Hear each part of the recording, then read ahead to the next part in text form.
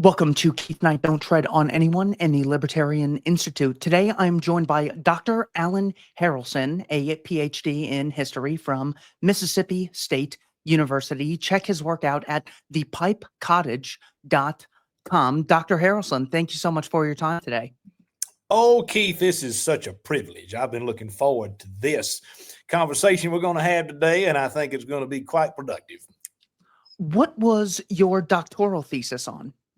Well, I wrote about the decline of the rural South from 1920 to 1960. I was just talking to a friend of mine this morning about this. As a matter of fact, I have a strong boyhood interest in the Civil War, but my scholarship deals more or less with how people in the South made sense of that war in the decades long after it. Because the 19th century lasted much longer in the American South than perhaps other places in the United States. But yeah, my dissertation, you can read it online. It's entitled Natives to the Soul, which is actually a line from the Bonnie Blue Flag tune. And so, it's Southern cultural and intellectual history. That's what I focus on. My understanding of this is I have really only heard the South negatively generalized. People like Thomas Sowell wrote a famous book, Black Rednecks and White Liberals, and his summary of Southern culture is very unfavorable. He says it's people with very little economic initiative. They're very quick to violence, very promiscuous, always trying to resolve something with fights, very little care for education. And I said, I feel that there has to be another side to this. So I came across your work, wanted to have you on the show. What is Southern culture? Well, Southern culture, according to my perspective and the perspective of many people within what we call the Southern tradition, it is a final bastion of Western civilization on the North American continent. We are still a people, well, we were until fairly recently, opposed to the idea of a homogenized America, that regional differences are important. And it was the Southern writer John Crow Ransom, I think is who it was, one of the original Southern agrarians, who wrote in 1930 that the South was never as comfortable removing itself from European society during the American Revolution as perhaps our neighbors up north were. I did an interview, I think a couple of years ago, with the Intercollegiate Studies Institute on the work of M.E. Bradford, perhaps the greatest Southern scholar of the 20th century. And Bradford essentially argued in his canon of literature that the South is essentially Western civilization. It is a classical civilization transplanted to the North American continent. And he gets this same notion from Russell Kirk. Russell Kirk writes very much the same thing in his book, The Roots of American Order. But Kirk isn't focused nearly as much on Southern history as other people have been. The South has been neglected far too long and far too much by so-called serious historians, serious literary scholars. And unfortunately, the region still remains today as a sort of a whipping boy, the red-headed stepchild of mainstream American society. But I think the tide is turning on that. It was also Bradford who defined Southern culture as that which, well, he was talking about what is a Southerner? What is a Southerner? Well, it's somebody who contributes to this culture that we're talking about. You make a contribution to it. You respect it and you honor it. And unfortunately, that's not been the case in modern American history. The South is, and did you say correctly that Thomas Sowell, is that who you just quoted? Yes, that is a summary of his book, Black Rednecks and White Liberals. His thesis is that the reason there's such a disparity between black and white wealth as far as achievement, as far as crime rates, is because blacks were heavily concentrated in the South for a large portion of American history, and they embraced what he refers to as redneck culture. He calls it being quick to violence, having low impulse control, and not caring about education, having little economic initiative, and not really caring about what it means to be a parent. So these people are less likely to stick around. Thomas Sowell I've often admired his work, and his thesis in Conflict of Visions is extremely important to me. I got it on the shelf back here. It's wonderful. He's a great economic professor, and I've always admired his work on economics, but I don't know to what extent he understands Southern history. I'm not familiar with his quotes regarding that. But when you think about Southern culture, it's a thing that's almost dead now. It almost doesn't exist. The United States is so homogenized at this point. We don't even really have a Southern conservative understanding of American history anymore. Southern conservatism is far different from mainstream economic and social conservatism represented by the Republican Party and headed by Donald Trump at the present time. It's almost dead in the water. Eugene Genovese is probably one of the greatest historians that has written about this topic. He's got 2 books that you should read if you really want to be interested in how a true historian and a real serious scholar deals with the South. His book, The Southern Tradition, published in, I think, 1994, is indispensable. And he also has several other books, but I think one of the most overlooked is The Mind of the Masterclass.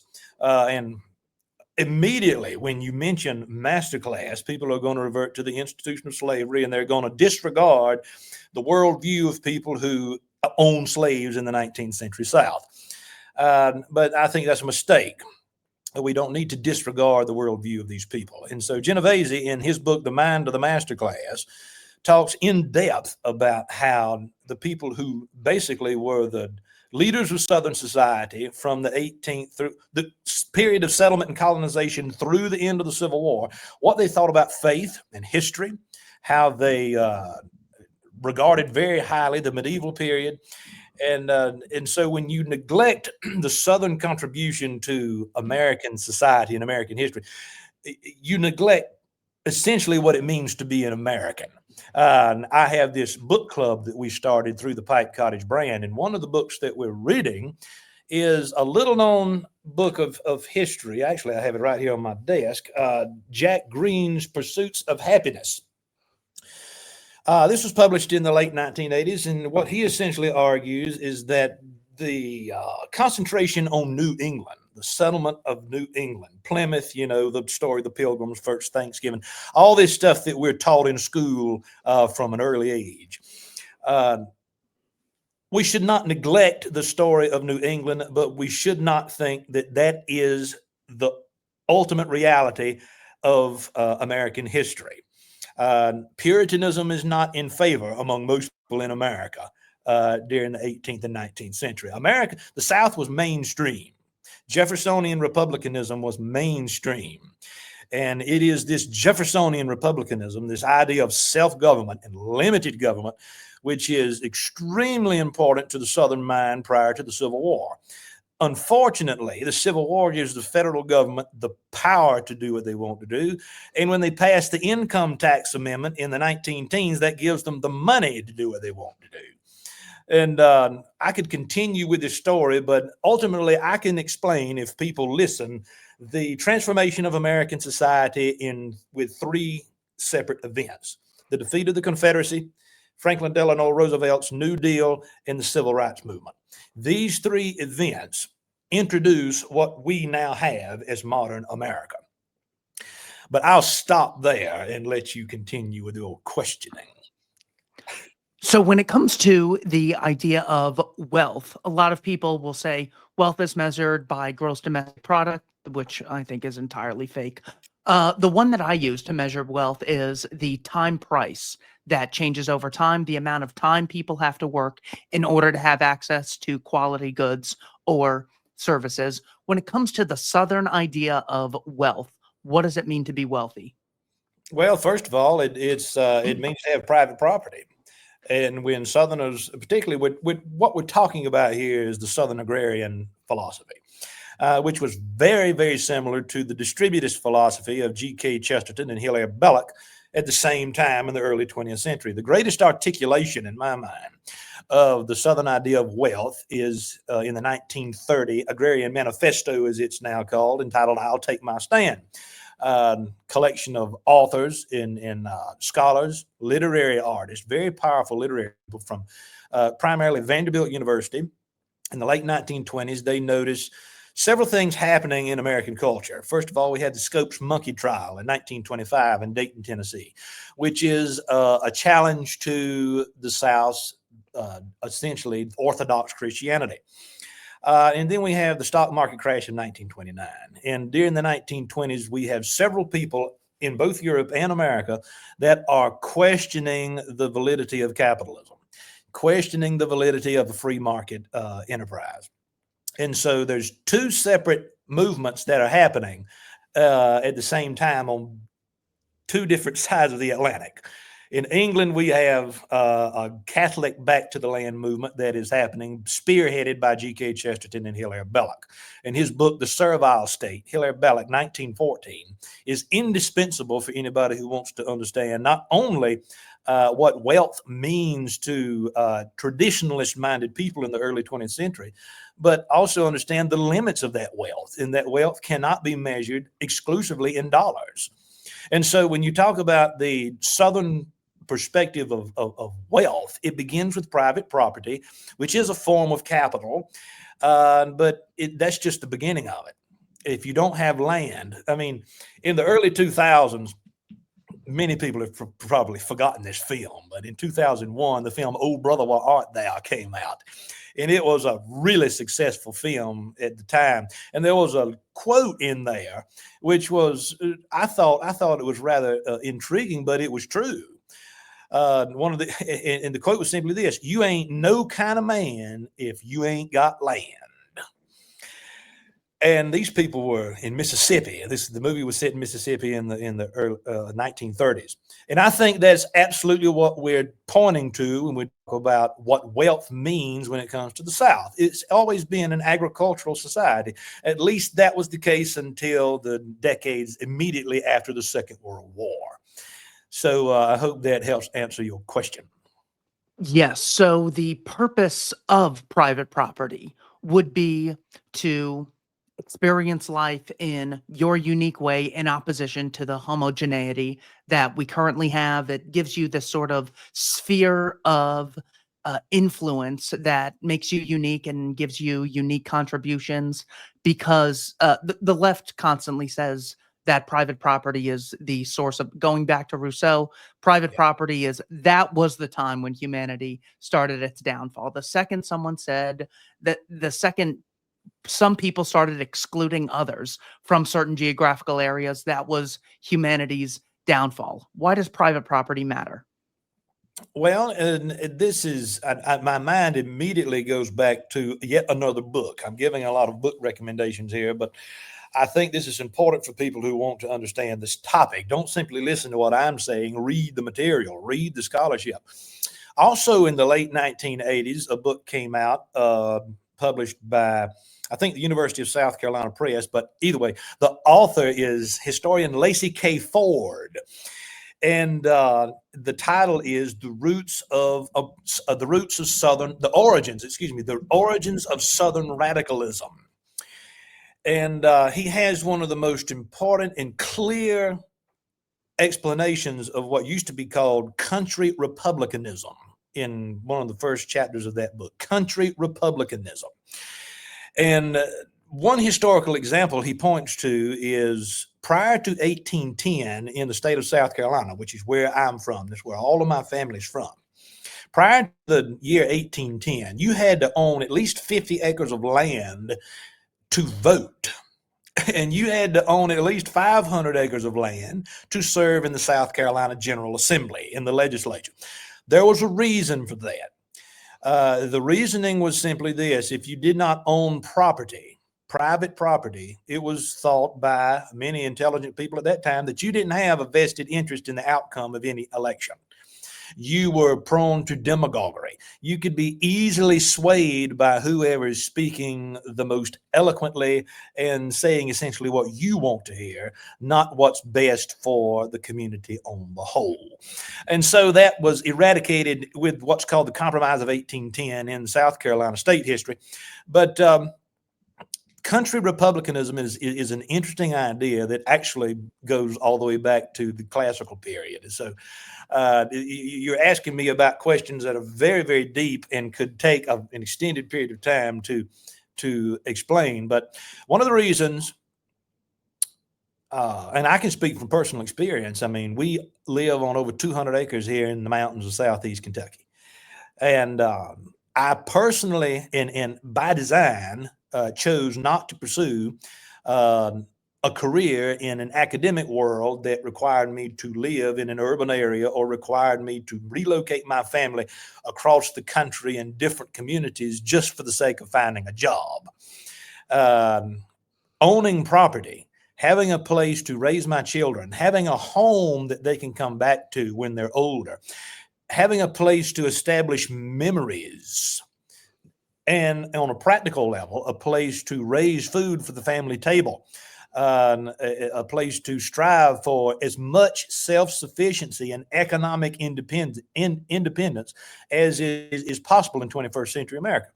I don't think that you're living the American dream if your life is focused on screens and technology and urban life. I mean, that's convenient. A lot of people love it. But I don't think that's what the founders had in mind. And quite frankly, I don't think that's what our Lord had in mind when he created us in the first place. We were not created to live in these cesspool cities that we now have in the United States.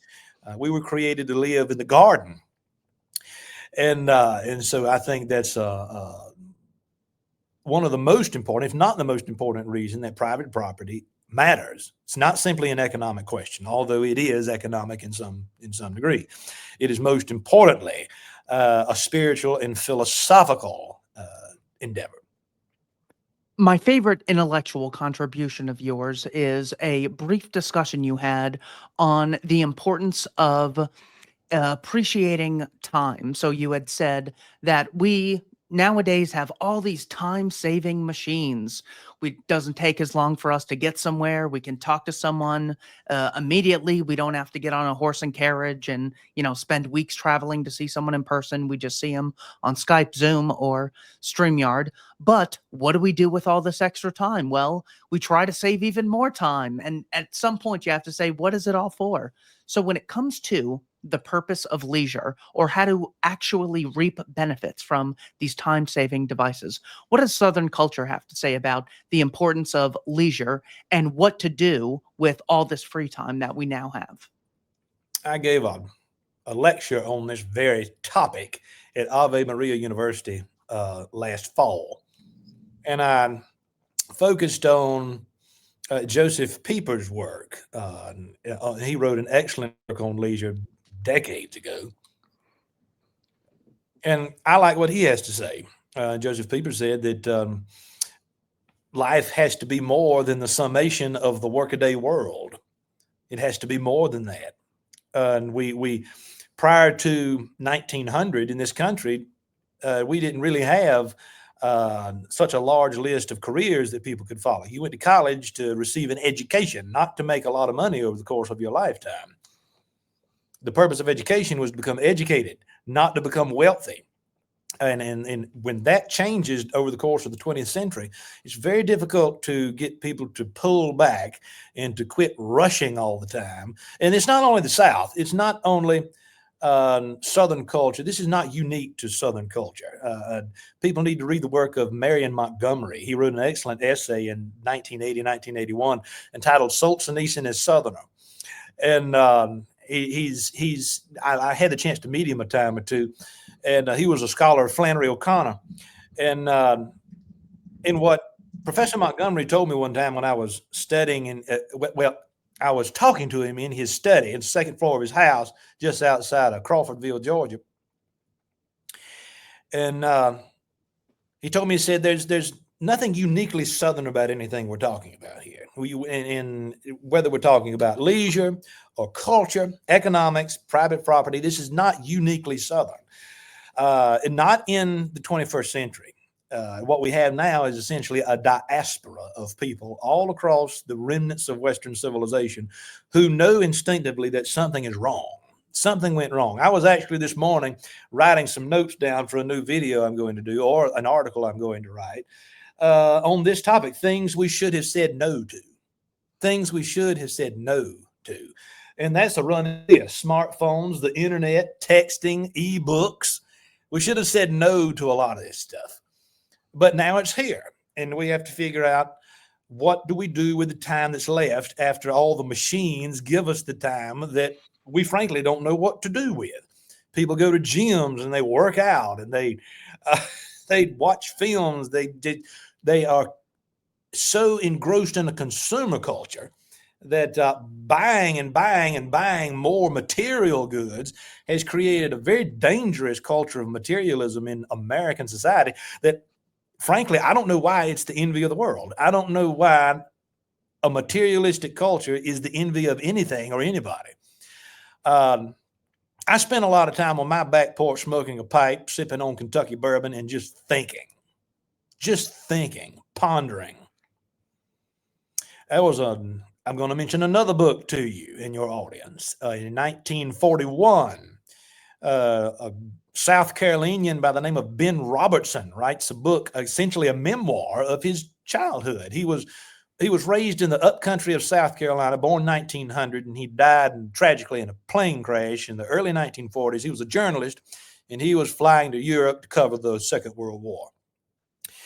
But he finished his book immediately before he started journaling over in Europe. And the book is entitled Red Hills and Cotton. And in one of the chapters of that book, he's talking about his grandfather, who was a Confederate veteran. And he said one of the most important lessons his grandfather taught him is that men need to have time to think. One of the most important reasons a person owns land is to simply walk over it, simply walk the land and think. Take time to think and to pray and to consider all the generations of people that have come before you. Because when there's so much noise around us, which is what's happening in modern American society, and I know there's all kind of different terms that people use: postmodern, post-Christian, post-whatever. I still call it modern American society. And I guess you could say that in some sense, I certainly am a follower of an anti-modern tradition. And I think the South speaks to that probably more clearly than any other region in the United States. But we've got to ask ourselves, what good is all of this materialism? You know, progress is only progress if you start out on the right road to begin with, as C.S. Lewis used to love to say. I don't think we are really in a progressive society when it comes to culture and philosophy and spiritual matters. We live in an intensely demoralized society. But as Professor Montgomery so wisely stated in our conversation years ago, there is a diaspora of people who know that somewhere along the way we made some wrong choices. And we are to blame for that. We should have said no to a lot of developments in modern society, including economic developments. And I hate to boil it down to such simple terms, but I think one of the things that most Americans should have said no to was the sale of their land. Many families were disrupted and were basically rootless, beginning in the early 20th century, moving on through our own time. And they just became rootless people because they didn't have any land to call home. And so when you ask me about private property, what wealth means, all of these topics, to me anyway, and I do classify myself as a Southern agrarian. If people ask me, what are you? I would not categorize myself libertarian or conservative. I would say I'm a Southern agrarian, which is, it encapsulates different parts of both of those philosophies, but it's a little bit different at the same time. All right. So it's the importance of being able to walk the land, smoke a pipe, and to think and pray. I've always wondered what percentage of time people spend actually just thinking without computers or cell phone tablets or anything else. How can people become so say that I cut my internet and I give myself 1 week off of no technology at all. What should I spend my time doing? Reading books, contemplating them, having conversations, gathering people around, inviting the neighbors over to meet new people. What is a really productive way I could spend my time if I stopped using technology? Well, that's a good start. Stop using technology, just hush and listen. Just listen, and do some soul searching. I think that's where it needs to start. This country is in terrible need of some serious soul searching. What am I created for? What am I here for? It's all, all the typical Aristotelian questions. What's the meaning of life, and why are we here, and who are we, and where are we going? I seldom meet people in everyday America who ever ask these questions. The questions that they are asking is, how can I make more money this year? How can I buy a bigger house? How can I have a better automobile? How can I become more impressive to my neighbors? Being popular and being impressive are natural human tendencies that we are prone to, but social media and the internet has just augmented this problem. It's augmented it. And I have mixed feelings about the use of technology, but I don't know if it's possible for most people to leave technology for a week, because most people rely on technology now for their job, for their livelihood. We are so engrossed with screen time now. But what I like to do in my household is I like to make sure that I am managing and I am controlling absolutely all types of screen availability. I have 3 children, 6 and younger. And I'm very protective of their time. I do not allow them to have any type of screen time unless it is school related. We homeschool. And because I don't want my children, I remember a time before I even had a cell phone, and I didn't have a cell phone until I was probably 20, 21 years old. And it was a flip phone. I didn't have a so-called smartphone until I was close to 30 years old. And I often miss those days. Why?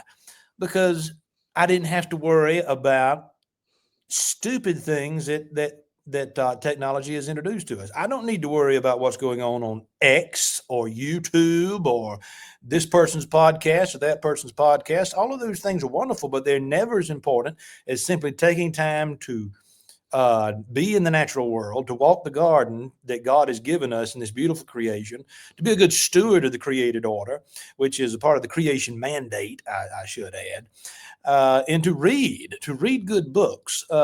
We don't have many people who know anything about literature in this country. We have all the knowledge in the world right here in the palm of our hand, and yet we're becoming more and more stupid with each passing generation. There's no experience. And this is one thing you asked me about the South. There's 2 contributions I think that the South introduces to the world that deal with these topics that we're discussing. It's the South's literature and the South's music. The Southern literature and Southern music, they have universal principles in both of those things. And if you read Southern literature, there's always this constant theme of a sense of place and a sense of being a good steward of the land. And frankly, we don't have time. If you read good Southern literature, none of these people are on their cell phones. None of them are watching television 6 or 7 hours a day. None of them have the time for that. They're creating stuff. They're creative. What is say? Okay, so if somebody wants to take a week and they want to get rid of technology, they want to go back in the woods, they want to go camping, whatever, that's fine. But that's not enough. I think there needs to be a fundamental, again, soul searching in modern society, especially in the United States, among serious thinking people. We need to limit how much we rely on technology, not increase it. I'm very concerned about the development of artificial intelligence and where AI is taking us as a country. And quite frankly, as humanity. Humanity is going to make it too easy to simply not read anymore. If I wanted to write a novel, I could tell a computer system exactly what I wanted the novel to be about, and AI would write the novel for me in about 15 minutes. And this is dangerous. This is very dangerous. We are addicted to technology now, and we're addicted to the lethargic culture that it has produced. People are not building and creating art much anymore. They're building and creating wealth. You're still going to die. I mean, you can die wealthy. You can die healthy. You're still going to die. And so what do we do with the time that we have? How do we make every day matter? How do we make it count? And these are questions that I ask myself constantly. And so that would be my long answer to your question about a week-long respite from screen time. That's just the beginning, but it should not stop there. The importance of thinking, the importance of conversations. I have realized that I had spent so much time thinking that happiness comes as a causal result of acquiring more material goods. The more material goods you have, the happier you are. So I was quite surprised to find a number of more primitive tribes around the world who seemed much happier than the average person in a first world country. Brian Kaplan is an economist at George Mason University, and he says the key to happiness is having a high amount of positive social interactions throughout your day. He mentions that these have to be in person. I believe that is a caveat that he has. There's something about an increased amount of intimacy when someone is giving you their in person attention. And that is the most common way people achieve happiness, high numbers of positive social interactions. So that was very different than what I originally thought. I have not found necessarily, I've certainly found a correlation between people who are not in absolute poverty, people who are above absolute poverty. They seem to be much happier than people in absolute poverty. But once they cross that threshold, are 100,000aires happier than millionaires or billionaires? I've met so many wealthy people who seem unfulfilled in life that it really makes me think that what was this title? You mentioned a that you had in a video. Does the South hold the keys to American culture? I said, well, the constant accumulation of products and services definitely isn't the key to happiness. So maybe the South does. So I think these conversations are very important. What does family time look like in the Harrelson house? Oh, well, we're here all the time together. We stay at home a lot. We what does family time look like? It's my life. There Yeah. is it is essentially my life. We homeschool our well, I only have one child that's old enough to be in school yet, and so we're homeschooling him, and we spend every hour of the day together. We don't have a large house, but we do have a good bit of property, and I have the life that I wanted much younger as a younger man. I had the life that I wanted. And you've got to, I have a life now that we're not first world people. We have quite a considerable income. We have, we do have monetary wealth, but we have land and we have a beautiful family. But I don't think that I don't think money is a bad thing. I think that the worship of it is. But Mm. it is because we have a fairly good income in this household. It's because of that we have time to focus on other things. Now, I understand that there are people across the world who they struggle. They work hour after hour throughout the day just to put food on the table, and it doesn't necessarily have to be that way. When I speak about an agricultural lifestyle or a sense of agrarianism, I'm not talking about poverty. Um, I'm talking that there is so much money that can be made if you just use the land that you have. Land is a source of capital. Most people who were farmers in the South, they had a cash crop. Most anybody who owns land of any caliber, they always had a cash crop to raise some money to buy those things that you couldn't produce yourself. But as far as family time is concerned, this year we're going to be raising a considerable amount of our own food. We moved from South Carolina to Kentucky about 3 years ago. And we had about 12 acres of land in South Carolina. And within the course of 3 years, during the time that we owned that farm, we were producing about 80% of our daily food supply. We were milking our own cows twice a day. We were raising our own pork, butchering chickens twice a year, raising about 2 acres of vegetables. And I had about 120, 150 in that range, Southern heirloom fruit trees in a beautiful orchard that I hated to leave the orchard more than I hated to leave the house. But one of the reasons we left that particular farm is because the society around us was becoming more and more urban, and we wanted more land.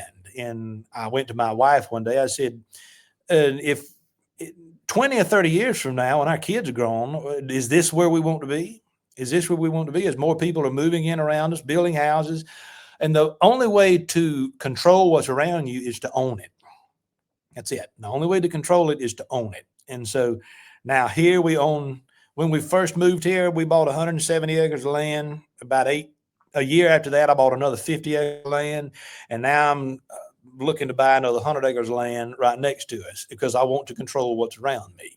I want the privacy, and I don't want to have to deal with other people. Contrary to what you just said, I don't like being around people for the most part. I had a pastor years ago. He said ministry would be all right if it wasn't for the people. It's the people. If I want to be around people, I can go somewhere and I can choose to do so. But I am happiest when I am simply with my family, having that family time that you're asking about. I want to watch my children grow up to learn how to milk cows, how to raise their own food, how to butcher a chicken, and be self-sufficient, be more responsible for their little everyday things. And I think one of the things, again, that we should have said no to in American history is giving over our food supply to the industrial complex. We should never have given that power over to the USDA. We should never have given that power over to the large corporate agribusiness mentality that we now have. And so I am in full agreement with RFK Jr. on a lot of this. I don't know how much work he's going to be able to do in Washington, but it gives me hope that he's calling people like Joel Salatin from the Shenandoah Valley of Virginia, one of the most important homesteaders and farmers in the country right now, that he's consulting these people, wanting to know how we can return control of our food supply back to local communities. And so that's a large lesson that people can learn from Southern history right now. Of course, the criticism will be, well, the South had large slave-holding plantations in the 19th century. Yes, many of these people were extremely interested in making a lot of money. Some of the most wealthy portions of the United States immediately after the American Revolution, moving through the 1850s, is places like Louisiana and South Carolina because of rice, cotton plantations.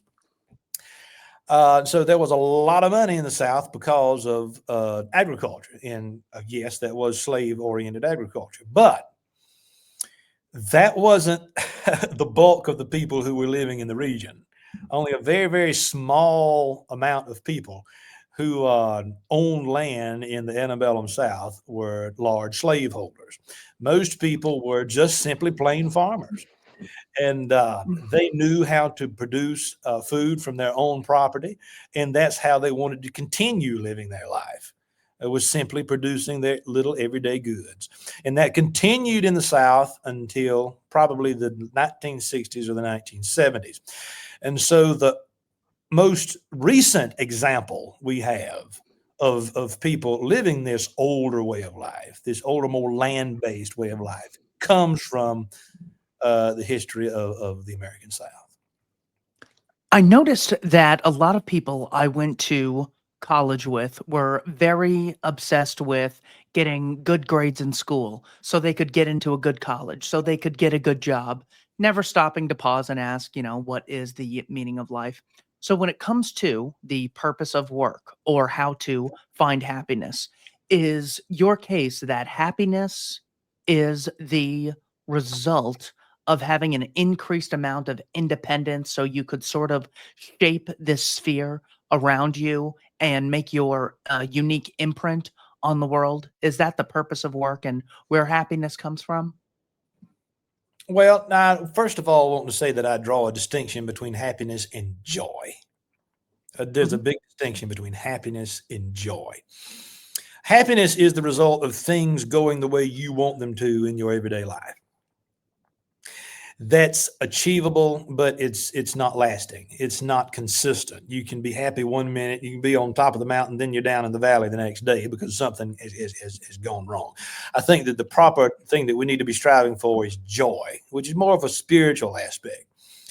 Um, we can have, I mean, scripture tells us in the book of Psalms that we can have all the problems, that we're going to face problems, but joy comes in the morning. We always have that wonderful joy that we have because we know that being wealthy monetarily is not the end game. I mean, if you're a Christian, and we are, we know how the story ends. We know how the story ends. And so I think that there is joy in work. There's joy in doing work that you value, that is of some significant meaning. And for work to be meaningful, it has to produce something other than money. It has to produce a sense of accomplishment, a sense of having contributed something worthwhile to your family life, to your home life, to your local community. And so, one of the reasons I do the pipe cottage thing anyway, as much as I despise social media, one of the reasons I do pipe cottage videos on YouTube and I give lectures around the country, and I do all that for simply one reason, to share the joy that I have in simply knowing Jesus, in simply knowing Jesus. Because that's not a common story anymore. The story of agrarianism, the story of the South, the story of American history, none of this makes any sense if you don't connect it to something bigger than a region, bigger than a single nation. We're the richest, most powerful nation in the world right now. Who cares? Why does that matter outside of being able to have a massive military force to defend ourselves against foreign enemies? Why does it matter to say that we are so rich? We may be rich monetarily, but we are very, very poor when it comes to spiritual matters. And when that's why I do this. And that's why I even have anything to do with social media, because it's bearing fruit. When you get handwritten letters from young men who are craving a more traditional lifestyle, and they're reaching out to you because for some reason they've come to trust what you have to say as a social media presenter. They're reaching out to you. First of all, that reveals to me that these people don't have any leadership either in their household or in their local community. And they sometimes they want to talk about the South. They're asking to talk about history or whatever the case may be. But ultimately, at the end of the day, what most people want to hear from me is how to live a well-lived life, how to pursue a well-lived life. I remember the day my grandfather died. I was teaching high school history. I taught high school history for 3 years at a private school in South Carolina. Actually, as I was finishing my dissertation, that's what I did. And I got a call from Mama and said, "Your grandfather is not going to last very much longer." And so I left the school that morning and I made it back home, and he was already gone by the time I got to his house.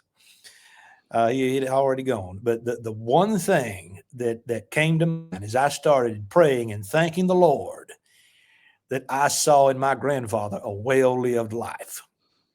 I saw in him a person who had lived life to the full, to the fullest. He had fun. I mean, he never had a whole lot of money over the course of his life. He was born in 1924. He lived to be 91 years old. And he had his own share of health problems, of course, but I never saw him in a position where he lost his joy. He didn't have any debt over the course of his life. He paid cash for everything. Had a wonderful family.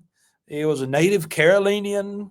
I mean, he understood where he came from. He being from the South, it was mattered to him, and he served in the United States Army for 25 years, and he had such a strong love for this country, and he was very much concerned about the direction of it, the direction of American society. But he was always not simply happy. He was joyful. He was full of joy.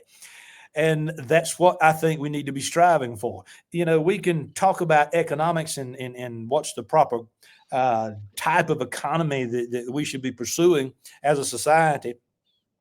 But I think that the economy needs to be in service of a much higher calling, a much higher order. You can have the best economy in the world, but if your society is demoralized, you're missing the point. You're missing the point. So that's that. Okay.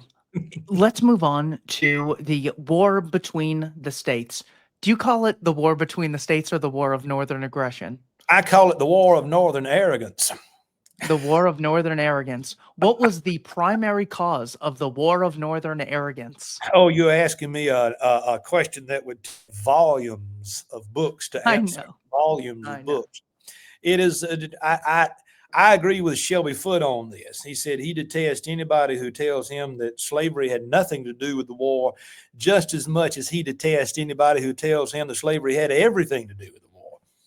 Because this is the first thing that people go to when you talk about the war between the states, is this question of slavery. I forget the name of the people who wrote the book, but there was an excellent history about this very topic that came out years ago entitled Time on the Cross. And essentially there were two historians, and they argued that regardless as to what would have happened with the Civil War, even if the Confederacy had won, they estimated that slavery would have been gone by the year 1900 anyway. And so when you're looking again, I got to go back to Shelby Foote, because he knows more. Nobody in the past 50 or 60 years has known more about the Civil War than him. And so I'll give you his answer. Foote once said that the best explanation of that war he ever heard was it was one form of civilization against a different form of civilization. And just because one side of the war maintained slavery and the other side didn't, does not mean that war is automatically a conflict over the institution of slavery. What many people don't know about the 1860-61 period is that the original 13th Amendment to the Constitution proposed by, I forget who exactly brought it to the Congress, but Lincoln was in full favor of this. The original 13th Amendment stated that the federal government will have no right or authority to interfere with the institution of slavery in those states where it already exists. The Corwin Amendment, yeah. And so we get to you're right. You know more about this than I do. A lot of people know more about all this stuff than I do. But we have by 1863, we have the Emancipation Proclamation. Lincoln makes the emancipation of the slaves a reason for the war.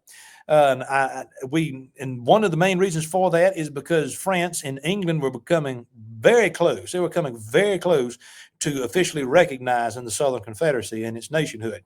The American Revolution would have been a failure without the intervention of France. It would have been a complete failure on behalf of the Patriots. And so that was a similar issue that Jefferson Davis was hoping to achieve in the 1860s. We needed to have foreign recognition, and we needed some help. So I think that the war was caused by several issues, but what caused the war, the reasons for secession are not the same reasons that the soldiers fought on the battlefield.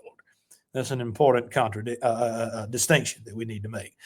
Because one of the most important arguments that people bring up when they want to argue that the war was all about slavery is they look at the various secession documents from the individual southern states.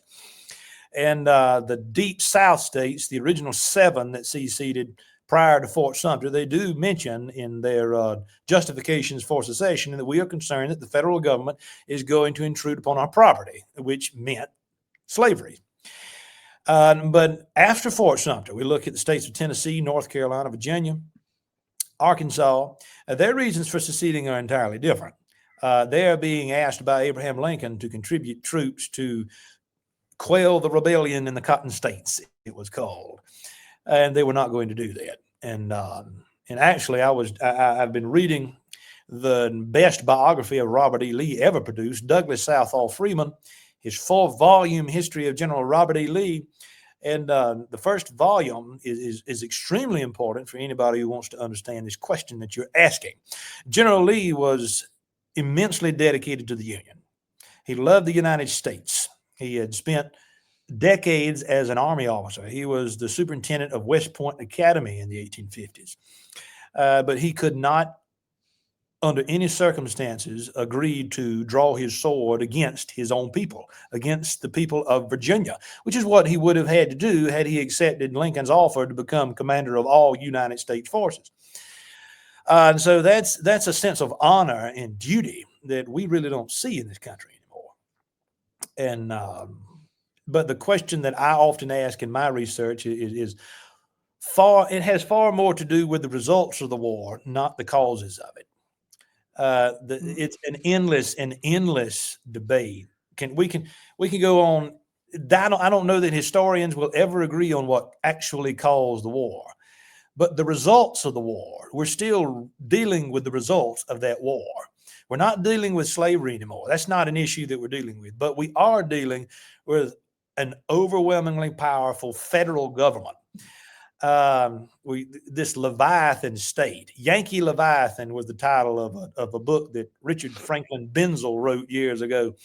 Yankee Leviathan, and what he argued in that book is that and what we really have in this country after the Civil War is not a single unified nation. We've got 2 nations joined together by force of arms. Imperialism, American imperialism is what and now we're talking about buying Greenland and Canada being the 51st state. We need to get our own house in order before we worry about increased American imperialism. But I'm rambling now, but I've got a lot of opinions about all these things that you're asking me about. But I would encourage people not to pay attention exclusively to what caused the American Civil War, if you're even interested in that topic at all, but also ask yourself, what are the results of it? How are we still dealing with the fact that the original constitutional republic died on the fields of Gettysburg and Chancellorsville and Vicksburg? It's gone. The original republic is gone. We no longer live in a country of sovereign states where local government is prioritized over that of the central government. It shouldn't matter this much who a president is. Just think about that. It was never supposed to matter as much as it does now who is in the executive office. There's too much power in Washington in all 3 branches. And that's, I think, one of the main tragedies of the Civil War and one of the main tragedies of modern American history. We're not living in the country that the founding generation built. We're living in the country that Lincoln and the Civil War created. Also Franklin Delano Roosevelt. But I'll just stop there. That's probably a different time period we don't have time to really get into. Yeah, that was always the great leftist contradiction. They're always saying, the British were totally evil for imperialism and forcing their way of life on others. And they're like, but thank heavens the North invaded the South and, ushered in a totalitarian regime, because Those stupid primitive Southerners just didn't know. Thankfully, we saved them from themselves, or saved the slaves from the masters. It's like, okay, either tell me colonialism's inherently bad consistently, or say that there's costs and benefits to basically everything. But then they'll have to concede that there were benefits to any empire that's ever existed, which I can't imagine them doing. I remember reading the 1861 War Aims Resolution. I think it's called the Christendom-Johnson Resolution. This is what the House and the Senate passed in 1861. And I said, okay, this will be quite the learning moment for me. I'm guessing it's going to be, we want to abolish slavery. The second the slaves are freed, this war will end. To find out that slavery was not even mentioned in Congress's War Aims resolution was a bit of a setback in my worldview. To hear Abraham Lincoln say to Horace Greeley that what I do with regard to slavery is primarily focused on saving the Union. If I could save all the slaves, or free none of them, free some of them, I would do whatever it took to save this Union. So here we are, bashing the Warsaw Pact that the Soviets had. They had all these states forced together. That was terrible. That is what the war was literally fought over. This was quite a humbling time in my life when I came across this research. Do you have anything more on the Civil War you'd like to add? If you want to take it in the direction of why the average soldier fought, can't imagine the average soldier was risking their life because 1% of people were slave owners and they needed this institution. It does seem like it's a conflict of visions, as some might say, between agricultural life and industrial life, or the fact that Robert E. Lee just felt that his native home of Virginia was being invaded, so he had an obligation. Anything more on the motives of people involved, or should people just focus on the results? No, again, I'm once again going to mention Shelby Foote. He said one of the best stories he ever heard about why the common soldier, particularly in the South, was fighting. He said he said there was a Yankee soldier asked a Southerner one day. He said, "Why are y'all fighting this war?" And he said, "Well, because y'all are down here. Yeah. Because you're down here, you're invading our home." This was, in fact, a very serious invasion of people who wanted to go a separate way. Jefferson Davis said that all that we want is to simply be left alone. But the federal government under Lincoln's administration would not allow that to happen. When I was teaching at Liberty University, I taught at Liberty for 7 years, and I was on the graduate faculty there for all online stuff, mind you. I never taught at the campus, but I was on their graduate faculty, and we started a Ph.D. history program when I was teaching at Liberty. And I would sometimes ask students, who do you think is the worst president in American history? Who's the worst? And 90% of the time, they would say James Buchanan. And the reason that they always provide is that he did not stop the Civil War. He did not do something before Lincoln took office to not do something militarily. He did not invade the South militarily before Lincoln took office and before Fort Sumter. But that's just a gross misunderstanding of what was going on in the 1860s. And unfortunately, most Americans think like that. We're taught from grade school on forward that Lincoln is the great emancipator. And it wasn't until Tom DiLorenzo came out with his book, The Real Lincoln, about 20 years ago, if not a little longer than that, that people really started to question this notion. Of course, there was always people in the South who were questioning this. M.E. Bradford, again, he was one of the first to seriously challenge this Lincoln myth, as it's now called by Southern conservative scholars. And the American Conservative, I think, still has those essays up that people can read. But he was slated. He was actually nominated by Ronald Reagan to be the chairman of the National Endowment of the Humanities in the early 1980s. And he was denied that position, Bradford was, because of his essays on Lincoln, because he had an alternative perspective on the Civil War that did not align with the national narrative.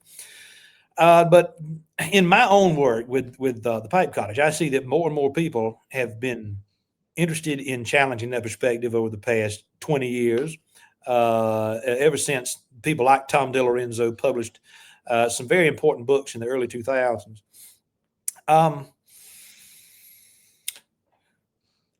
I live and deal with that war every day of my life. I have been infatuated with that particular conflict since I was a child.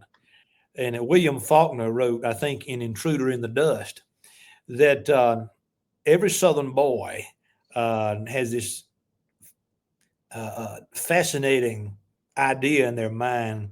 They are able in their mind to go back to July 3rd, 1863, before Pickett's charge, before the most serious failure of Robert E. Lee's career had ever happened.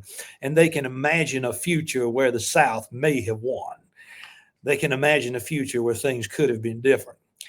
And I have imagined that and have wished that had happened since I was a boy. And because I really,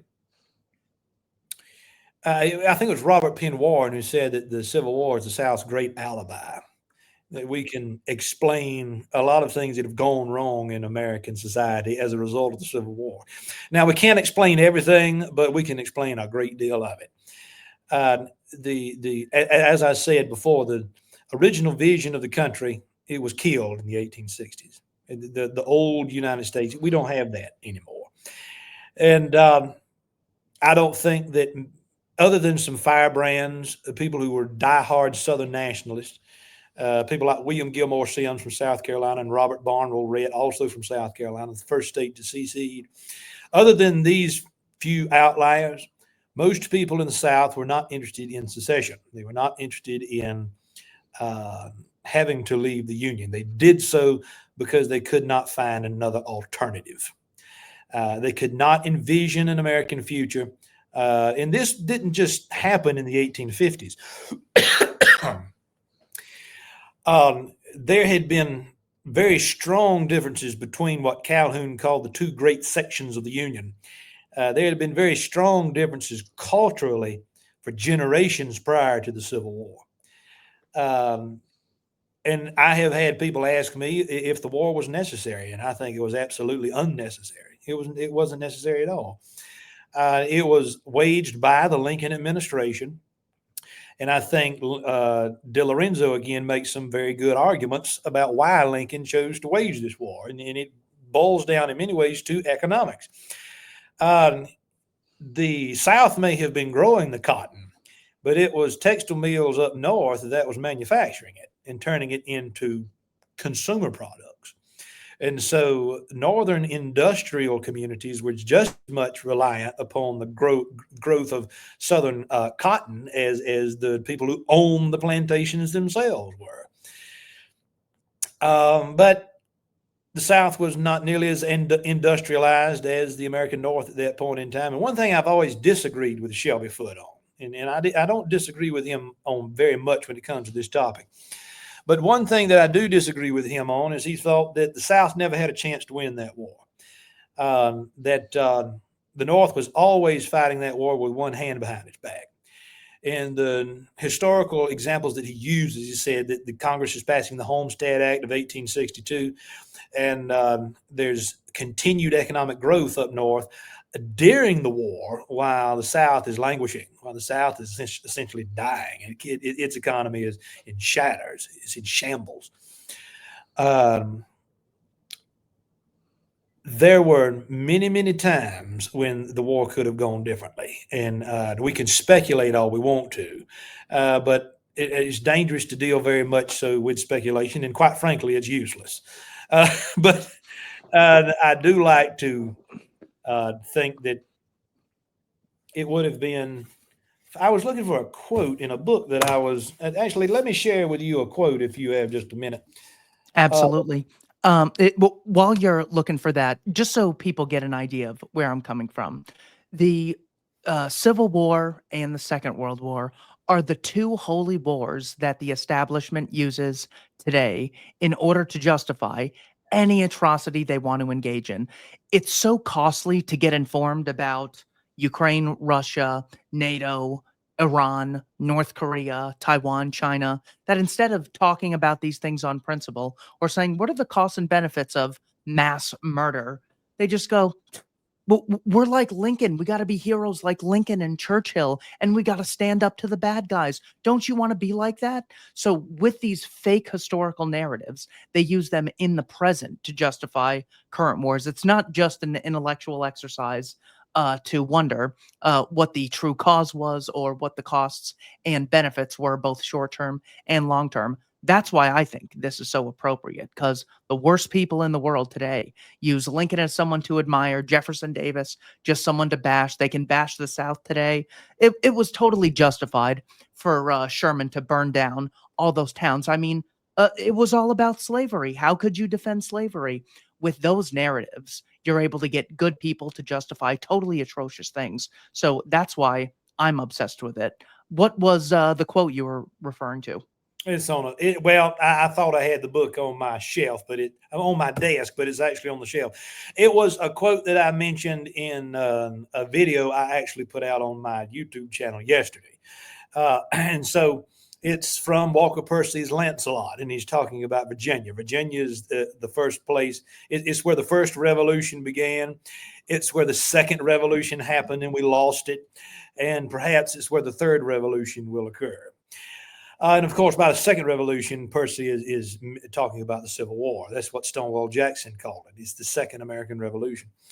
Yeah, what you're saying is absolutely right. And we can justify wars of imperialism because we have the Civil War as an example. But I've not verified this historically myself, but I have heard from some reputable people that Hitler was a great admirer of Abraham Lincoln. And he learned from the way Lincoln waged the war against the South. And that wouldn't surprise me, but I have not looked at the historical documentation to make sure and verify that that's the case. But it wouldn't be surprising if that were true. The Civil War was a war of conquest. In the 1960s, the historian William Taylor wrote a book entitled Cavalier and Yankee. And what he did in that book is he looked at travel journals from Northerners who were traveling through the South during the antebellum period. He was looking at their diaries and their journals and how these people responded to the very serious cultural differences between North and South. And what he found was that there was a common denominator among most of those journals and those diaries, those travel journals. He found that most people who traveled south before the Civil War thought that there was so much difference between the sections that there's no way this can continue as a single nation for too much longer. There's no way it can continue because there's just too much difference. And so they concluded, William Taylor said that what these Northerners concluded is that one of two things has to happen. Either Southern culture has to be assimilated into a larger national narrative. In other words, they have to become New England. Or these people have got to be conquered militarily. Those are the only two options because it can't exist as a single nation with this much cultural difference between North and South. And we don't see that difference today nearly as much because, it doesn't exist. We live in a homogenized society, as we stated at the beginning of our conversation. So, two more questions for you. I'm so appreciative of the time you've given me. I don't know what Hitler's position was on Lincoln, but I know he was strong in his opposition to secession. So they certainly have that in common. That I haven't looked into though. The first thing, do you see how someone who might read Jefferson Davis and say, oh, they just want to be left alone, that's good? The immediate contradiction that comes to mind is, but if you're justifying the institution of slavery, that's the ultimate version of not leaving other people alone. How did Jefferson Davis square that circle? Well, what should have happened, and actually what Virginia was trying to do as late as the 1820s, was institute some system of gradual emancipation. There were a lot of people in the South, very smart, intelligent people who were concerned about the institution of slavery. Robert E. Lee was one of them. Robert E. Lee didn't own slaves. But what everybody was in agreement on is that it wasn't the responsibility of the federal government to make the decision about how that was going to happen. It was not the responsibility. This is at the heart of the whole issue. Southerners knew, Jefferson Davis knew, that this is not going to last. The institution of slavery is not going to be a perpetual institution in America. It can't. And the Confederacy waited too late to place slaves in the military. They were coming up with ideas of how we can possibly have some type of emancipation in order to gain recognition from England or France, or perhaps both of them. That's the one primary reason why England did not officially recognize the Confederacy and provide strong military support. And there's no question, there's absolutely no question at all that if that had happened, the Confederacy would have won that war. It's just the British Empire had outlawed slavery decades earlier. And it was a very touchy subject. But the question is not, in my mind at least, how does Jefferson Davis juggle this? How do other Southern leaders juggle and deal with the institution of slavery? The immediate concern, the immediate question was, we simply cannot let the federal government make these decisions for us. We have to figure out how to make this happen, how to institute a gradual emancipation process over time. There's an interesting quote also from the movie Gettysburg that came out in the early 90s. And Ron Maxwell, of course, directed that, and it's an excellent film. But there is a scene in that film where Tom Berenger, who is portraying General James Longstreet, he is talking to a British officer, Colonel Fremantle. Colonel Fremantle was an actual person. He existed, and he was essentially the eyes and ears of Queen Victoria, trying to figure out exactly what's going on the ground, on the battlefield with the Confederate war effort. And so there's a scene in this film where General Longstreet says, we should have freed the slaves and then fired on Fort Sumter. Should have freed the slaves, gotten rid of that issue entirely, and then fired on Fort Sumter. And what does that tell you? And now this was I read General Longstreet's memoir, and this was his idea. This was his opinion on the matter. What was going on with slavery wasn't the ultimate issue on behalf of particularly the soldiers in the field. Yeah. And I would argue as well, Jefferson Davis. Independence is what they were looking for, regardless as to what needed to happen to make that an actual reality. It wasn't Jefferson Davis instituted the draft before Lincoln did. Davis started drafting people into the Confederate Army before Lincoln instituted a draft. And so this is a deeply important and fascinating subject, but you mentioned Davis, and he was willing to do what was necessary in order to separate the Confederacy from the remainder of what was left of the United States. And what I really lose patience with are historians and history buffs and people that you encounter through social media who think that the Confederacy was somehow un-American, that it was somehow trying to destroy the United States. That's not true. The United States would have existed as a separate power. And I had a professor of political science in undergrad who asked me this question when I was probably 19 years old. How would we have been able to defeat Hitler in the Second World War if the Confederacy had won? Well, why would we not have been allies by that point in time, just as well as Britain and the United States became allies after the American Revolution?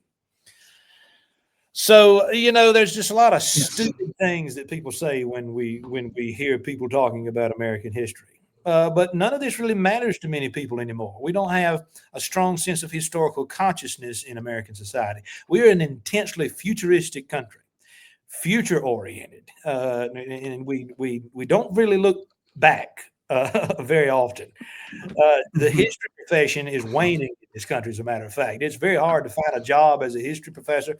And if you do find a job as a history professor, they're usually looking for people who are teaching something other than American history.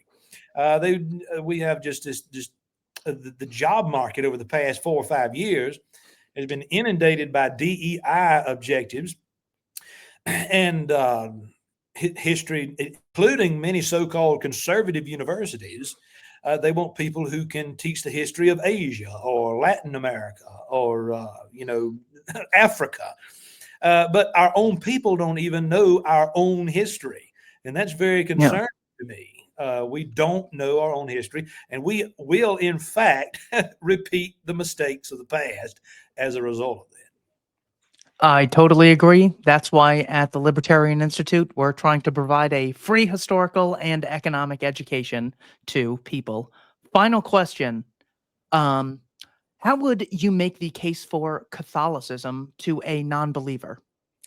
My goodness, you are filled with these really, really big questions today. That's a large question. Well, I would mention, I think it was Cardinal Newman who once said that to read history is to, I think it was St. John Henry Newman who said this. To read history is to cease to be Protestant. I love looking at the way different historians in Christian universities around the United States teach modern history. And of course, when we say modern history, the modern period begins in around 1500. Very few people in history faculties around this country are interested in teaching in Christian universities anything prior to the Protestant Reformation. I mean, when I was teaching at Liberty University, that's pretty well where it started. There was a massive amount of focus on the Protestant Reformation forward. But over the past couple of years, I became extremely interested in reading church history. I mean, the church fathers, and reading what Chesterton had to say about the Catholic Church. And I found that I've been reading G.K. Chesterton for years, a man, by the way, who greatly admired the American South as an Englishman. And he didn't convert to the Catholic Church until he was in his 40s. And I think he was raised Anglican, and he converted to Catholicism. And his story resonated with me. When I read G.K. Chesterton's book, The Thing, is what it's called, which is his conversion story, I was just enthralled. I couldn't find, I would say to somebody who doesn't know anything about Catholicism and would like to learn about it, the first thing to do is read the Catechism of the Catholic Church. Read the Catechism, which is what the church teaches. Just read the Catechism. It's about 700 pages long in most editions. But if you're raised Protestant, which most Americans are, but actually the Catholic Church is growing faster in the American South than anywhere else in the country right now. There are reasons for that, very good reasons for that. You will find that there is no conspiracy or heresy, no demonic conspiracy to destroy Christianity on behalf of the Catechism of the Catholic Church. Don't pay attention to everything the Pope says about cultural issues or social issues. Pay attention to the teachings of the church that go back hundreds of years, and you will find that the institution has weathered the test of time. It's weathered the test of time. It's got an older history than Orthodoxy, of course, a much older history than the thousands of Protestant denominations that we have across the world right now. And over half of Christians around the world are Catholic. They are Roman Catholic. So once you start reading the Catechism and then you begin to read the lives of the saints, then you start to realize that there's more here than what meets the eye. I was in a bookstore in Nashville, Tennessee, a little over a year ago, and it's a used bookstore, many rare materials. And that particular bookstore, I always like going to it because It's right near Vanderbilt University, and they have some first edition material from the Vanderbilt Agrarians for sale in there on a regular occasion. But I was at their religious section in the back of the store last time I was in there, and I picked up this beautiful book published in the 1880s. And I forget the title, but it was a very, very long title, but I remember what it was essentially about. This is a book explaining the heresies of Roman Catholicism and why we should not allow Catholics to have any influence in American culture. And anti-Catholicism is the oldest and still the most respected form of prejudice in American culture. I gotta say, the South is much more hated from what I see. One of the reasons we could debate that, but Catholicism is a very much accepted prejudice among many people in the South. That's what I'm saying. Is that there are many people within the South who are adamantly anti-Catholic. And so as much as I enjoy and appreciate the history of my part of the world, and I enjoy studying the history of these things that we've been talking about, I love the Catholic Church more because I love Jesus and I want to be a part of the church that he established. And I came to the conclusion that when Jesus said he was going to establish a church, he did not envision thousands of different denominations that came as a result of the Protestant Reformation. Mhm. I've got far more in common with a Greek Orthodox now than I do a Southern Baptist. And so it's an intellectual journey. I don't think anybody can simply say, "Ooh, I think I'm going to be Catholic now." That's a process. And one of the things that I respect and admire about the Catholic Church, and this is one of the first things that I came to admire about the church, is it's far different from deciding that you're going to become Baptist when you were raised Presbyterian, or you're going to become Methodist and you were raised Baptist. It's not as simple as that to become a part of the Catholic Church. You have to go through a process. The church requires you to go through a process which usually lasts about a year, where you develop a relationship with a local priest and a spiritual advisor, and they make sure that you understand what you're about to commit to, that you understand the teachings of Jesus and how the church has protected those teachings and interpreted those teachings for 2,000 years. So I get this question all the time, primarily from young men in their 20s and early 30s who are tired of the instability that they have in their Protestant churches, and they're looking for something that's old, weathered, and stable. And regardless as to the differences that Catholics have among themselves, there is a liberal and a conservative faction in the Catholic Church. We see that in the United States.